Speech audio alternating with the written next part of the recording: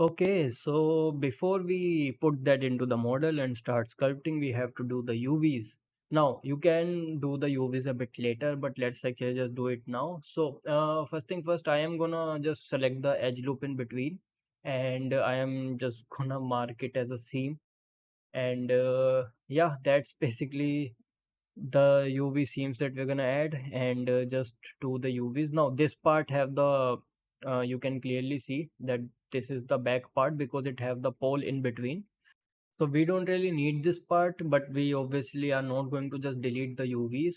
What I'm gonna do, I am just going to select this, and I'm just going to push it out. I think I don't know what I'm doing right now. Let's see.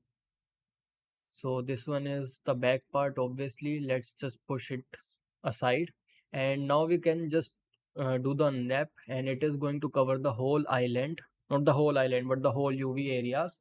And now we can just adjust the, okay, let me just scale it down just in case I don't really want it to cause any problems because it was at the edge.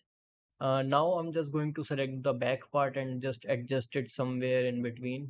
You can like scale it down like I am doing right now, and that's basically the UVs. Now we are going to put it into the model and start sculpting.